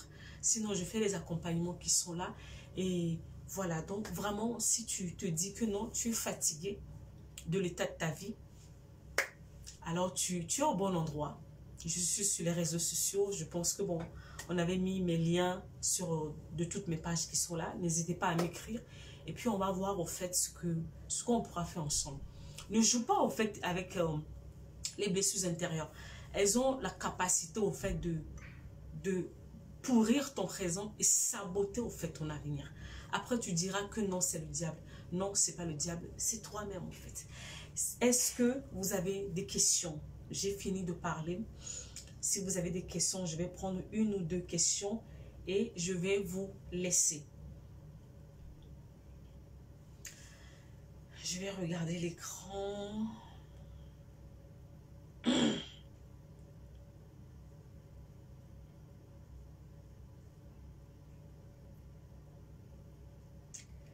Est-ce que vous avez des questions? Si vous avez des questions, je suis en train de regarder sur mon deuxième écran. Je vais prendre, là ça fait 1h22. Les administrateurs de la page m'ont donné 1h30. Donc il nous reste exactement, allez, 8 à 10 minutes maximum pour qu'on puisse libérer la page. Si vous avez des questions, n'hésitez pas et on va y aller.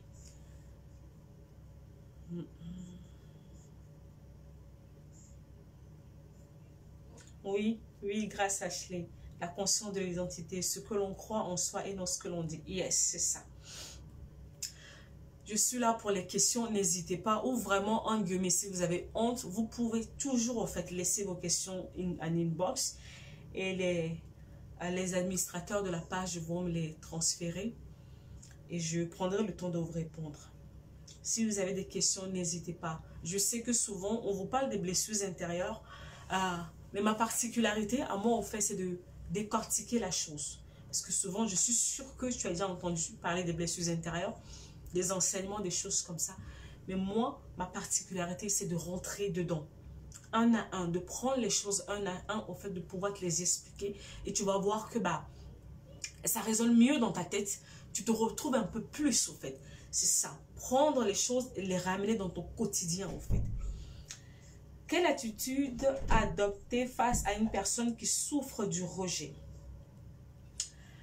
Très, très bonne question. C'est compliqué au fait. Il faut, de toute façon, c'est pas seulement dans le cadre d'une personne qui souffre du rejet. Quelle attitude adopter vis-à-vis d'une personne qui est malade émotionnellement? Ce sont des personnes qui ont besoin de beaucoup d'amour en fait. L'amour vraiment inconditionnel. C'est ça en fait. L'amour inconditionnel, c'est ça qui va aider ces personnes à pouvoir guérir. Ne les rejetez pas parce que c'est leur crainte en fait. Aimez-les tels qu'ils sont et attendez, priez pour eux. Priez pour eux jusqu'à ce que le déclic se fasse. Mais c'est vraiment l'amour inconditionnel qui peut changer une personne, rien d'autre. comment as-tu pu revenir à la bonne vision de Dieu en tant que père? C'est un travail au fait. C'est vraiment un travail qui s'est fait pendant le processus de guérison. Il a fallu que beaucoup de lectures. Excusez-moi, j'ai ma fille qui est passée me voir. Beaucoup de lectures de la parole et prendre le temps. Vous savez, souvent, en fait, on prie, mais on ne connaît pas Dieu, en fait. Et dans le processus de guérison, Dieu te donne le temps de pouvoir le connaître. Attention. De pouvoir le connaître, en fait. Et moi, j'avais pris ce temps. C'est pas quelque chose qui se fait automatiquement. Hein. J'avais pris ce temps, en fait, et ça se passe par la méditation de la parole, jusqu'à ce que la parole rentre en toi, en fait. Il y a souvent, il y a quelque chose... Attends. Il y a quelque chose qu'on dit souvent. Il y a le logos, et puis il y a le rhéma. Il faut que la parole, au fait, quitte l'étape de logos pour prendre vie en toi, au fait. C'est très, très, très important. La parole doit quitter. Parce que quand Dieu te dit, même si ton père et ta mère te rejettent, moi je ne t'abandonnerai jamais. Il faut que cette parole quitte l'étape de logos et qu'elle prenne vie. Donc, c'est-à-dire que ça devient un rhéma, au fait, dans ta vie. Donc, quand ça arrive au niveau du rhéma, au fait, et que ça prend vie, c'est fini. C'est ça, au fait. Il faut vraiment, vraiment de l'amour. Attends, j'arrive, chérie. J'arrive, on met le travail. De l'amour inconditionnel. Et la deuxième partie, comment j'ai fait pour cet amour-là, c'est que je suis rentrée dans la parole. Et j'ai pris le temps que ça a pris. Ça a pris le temps que ça a pris jusqu'à ce que ça prenne vie, au fait, en moi. Merci, Aminata. Prends le temps, oui, c'est ça. Prends le temps de connaître Dieu intentionnellement. En fait, tu restes là. C'est pour ça que je vous disais au fait que le processus prend du temps. Je suis restée dans cette étape dans ma vie pendant, vous imaginez, pendant 5 à 6 ans. Je suis restée là, au fait. Le Seigneur m'a dit, tu restes là parce que tu es tellement brisé que j'ai besoin de prendre du temps, au fait, pour te remettre debout. J'ai besoin de te remettre debout, il faut du temps. Et je suis restée là. Souvent, nous sommes dans une société où nous sommes pressés. Nous sommes pressés. Je veux du instantané. Tout de suite, tout de suite, tout de suite. Alors que Dieu, il n'est pas pressé. Dieu, il est plus préoccupé par ce que tu deviens. Il n'est pas préoccupé, au fait, par le temps que tu mets. Non. Il voit dans la durée, au fait. Et surtout là, il voit là où il te ramène. Il sait que non, tu dois prendre le temps pour faire asseoir un certain nombre de choses en toi. Donc, tant qu'il ne vous dit pas bouge, vous restez là, en fait, jusqu'à la fin. Jusqu'à la fin du processus. Donc, voilà. Est-ce qu'il y a encore d'autres questions? Je vais regarder encore. L'écran, ça... Merci, Diane.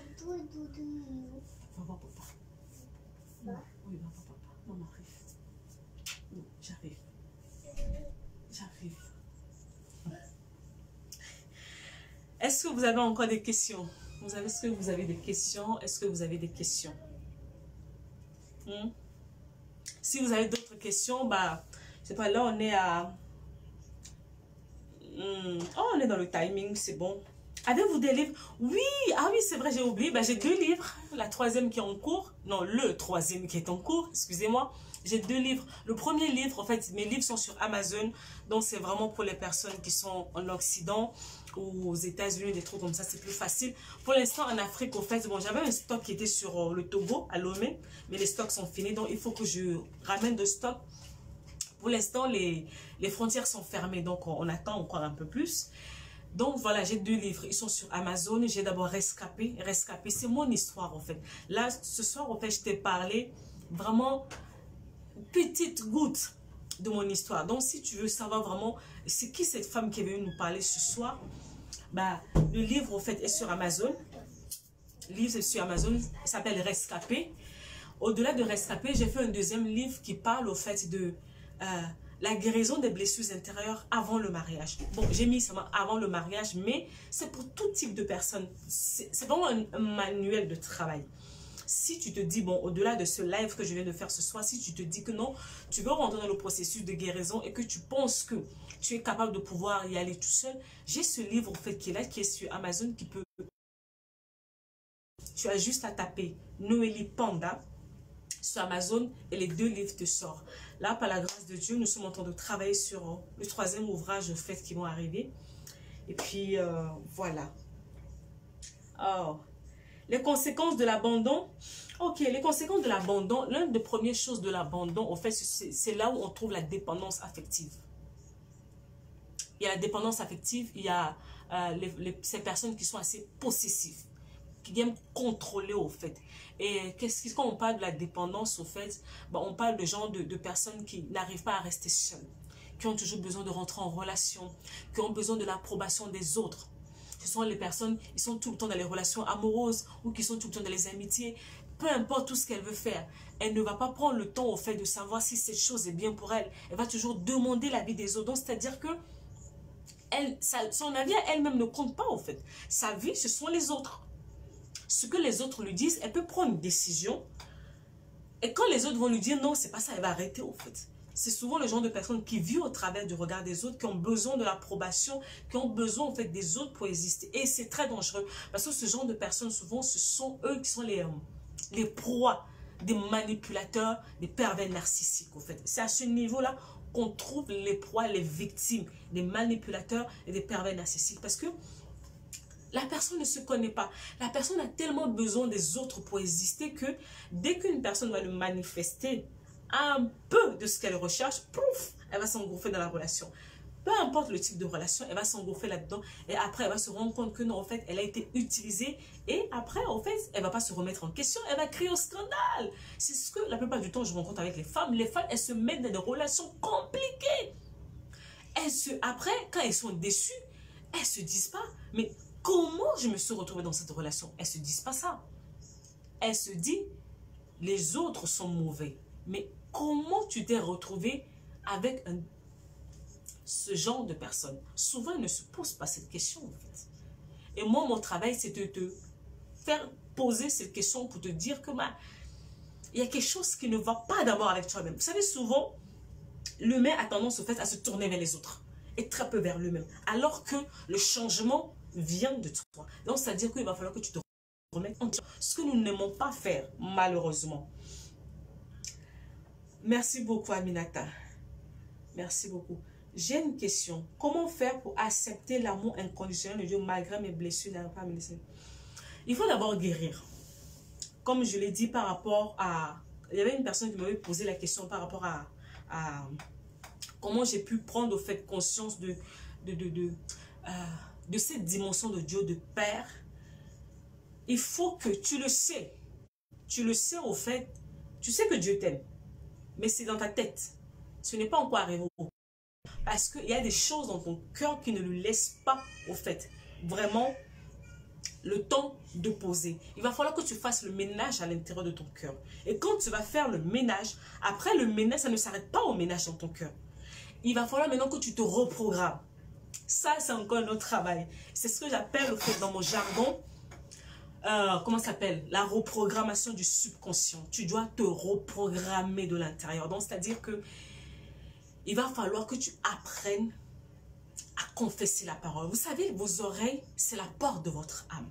Ce que vous entendez, ce que tu as entendu avant, t'a fait croire le contraire, que les hommes ne peuvent pas t'aimer. Maintenant, il va falloir que tu enregistres de données à l'intérieur de toi. Tous les jours, pour ce genre de personnes, je leur fais faire un exercice aussi simple. Tous les jours, ils vont écrire un certain nombre de paroles sur un papier. Et ils vont se le raconter, ils vont se le dire tous les jours. Donc, c'est-à-dire que tu vas écrire des paroles tous les jours et tu vas le confesser à haute voix. Donc, quand tu le confesses à haute voix, tes oreilles l'entendent. Je ne sais pas pour vous, si ça vous est déjà arrivé, au début, il y a une chanson qui passe, vous ne l'aimez pas forcément, au fait. Je ne sais pas pour vous, mais moi, ça m'arrive souvent. Au début, la chanson, elle ne te plaît pas. Mais à force de l'écouter, elle finit, au fait, par rentrer en toi. Et qu'est-ce qui se passe? Un jour, tu te retrouves à fredonner ces chansons sans te rendre compte. Qu'est-ce qui s'est passé? Ton subconscient, à force de laisser tes oreilles, qui sont la porte de ton âme, en fait, à ces chansons, ton subconscient, qui est le disque dur interne de ta vie, le subconscient se trouve au niveau de tes pensées. le subconscient l'enregistre et à un moment donné, il va l'accepter pour vérité. Parce que pour l'instant, tout ce que ton subconscient sait, c'est le rejet. Il va falloir que tu le fournisses au fait d'autres données. Ton subconscient, c'est le disque dur à l'intérieur de toi. Elle rassemble toutes les données de ta vie depuis ta naissance jusqu'à maintenant. Et pour l'instant, il n'a que les données de rejet. Donc, quand tu lui dis que bon, sans plus, il va falloir que tu le bombardes de ça, au fait. Et c'est là où je disais, au fait, il faut rester dans la parole. Tu vas lire la parole. Tu vas la confesser toi-même. Tu vas l'écouter. Il faut que ça rentre. Il faut que ça rentre accompagné de la prière. Donc, ce n'est pas que la prière. C'est-à-dire qu'il va falloir que tu fournisses l'effort de lire la parole. Il va falloir que tu fournisses l'effort de la confesser. Et surtout, confesser, c'est pas sa haute voix. Il faut que tu parles, ta voix, en fait, tu dois t'entendre. Un exercice comme ça, tu peux le faire pendant des mois. Ça dépend du niveau, au fait, de la situation. Ça peut prendre des mois. Mais tant que tu n'as pas le résultat escompté, tu restes là, en fait. Tu ne bouges pas. Souvent, on se fatigue vite. On se lasse vite et on abandonne. Et puis, tu vas te rendre compte que le travail, au fait, c'est conscient en route, au fait. C'est parce que tu as abandonné trop tôt. Tu as mis du temps. Tu as mis du temps pour arriver dans cet état. Il faut aussi que Dieu prenne du temps pour te remettre debout. Laisse le temps à Dieu de te remettre debout. Ce n'est pas toi qui détermine la fin du processus de guérison. C'est lui qui dit, ma fille, mon fils, maintenant c'est bon. Tu peux te remettre debout et avancer. Ce n'est pas toi, c'est lui. Donc toi, concentre-toi à faire les choses que tu as à faire pour ta guérison. Et toi, même quand ça va changer, à l'intérieur de toi, tu le sentiras. Il y a un shift, il y a quelque chose qui change à l'intérieur de toi. Mais d'abord, il va falloir un temps de discipline, de persévérance, jusqu'à ce que la chose s'asseye en toi, jusqu'à ce que ça prenne vie. Oui, voilà. C'est ça, au fait, grâce. C'est ça. Restez là. On est trop pressé. Dans la guérison, dans la restauration, ce n'est pas une course. Ce n'est pas une course. Il faut prendre le temps que ça prendra. L'essentiel, c'est que tu te sentes mieux. Voilà. Si ça prend 6 mois, si ça prend 1 année, si ça prend 2 années. Et puis le truc, c'est que quoi? Il faut savoir qu'il y a beaucoup de pans dans ton histoire. Aujourd'hui, le Seigneur peut choisir au fait de traiter un problème que tu as eu avec ton père. C'est un exemple que je donne. Après, plus tard, le Seigneur va soulever au fait un pan de ton histoire qui concerne peut-être ta mère. Après, ça peut concerner peut-être ton conjoint au fur et à mesure. Donc, c'est à toi au fait d'être vraiment à l'affût du Saint-Esprit pour savoir qu'est-ce que Dieu veut faire dans ma vie dans cette saison en fait. C'est ça, ta capacité à être disponible, à suivre les choses que Dieu veut faire dans ta vie. C'est très important. Persévérer. Voilà un mot au fait que notre génération, ma génération n'aime pas trop. Nous sommes devenus au fait une génération micro-ondes. On est pressé. Il y a des moments où fait, je vois des gens qui veulent venir travailler avec moi et puis qui me disent, bah, Noélie, tu penses que d'ici là, moi je ne suis pas un gourou en fait. Et puis d'ailleurs, c'est même pas moi en fait qui te guérit.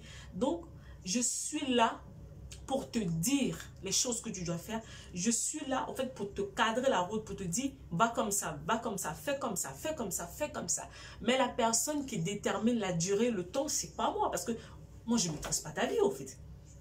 Ta vie est dans les mains de ton Créateur. C'est lui qui fait ce qu'il veut, quand il veut, comme il veut. Mon rôle à moi est de te donner le plan pour te dire, voilà ce qui va t'arriver en chemin. Regarde,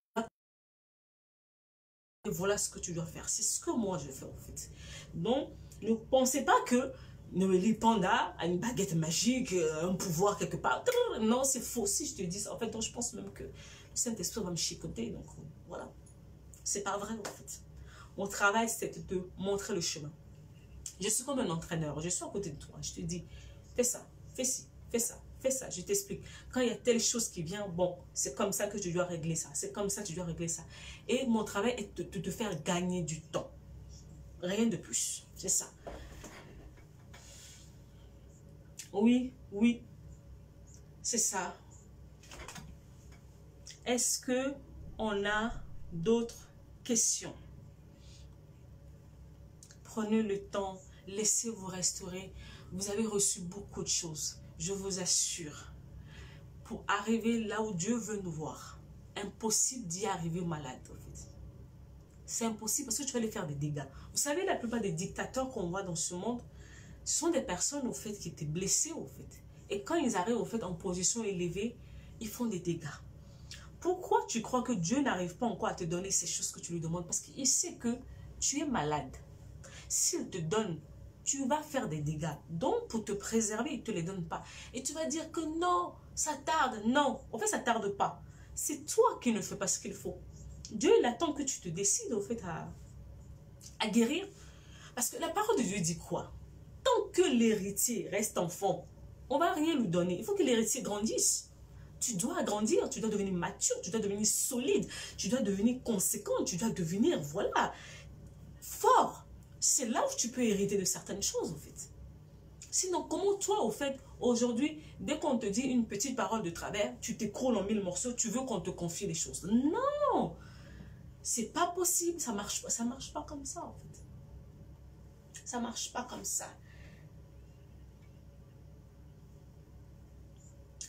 Est-ce que vous avez encore des questions?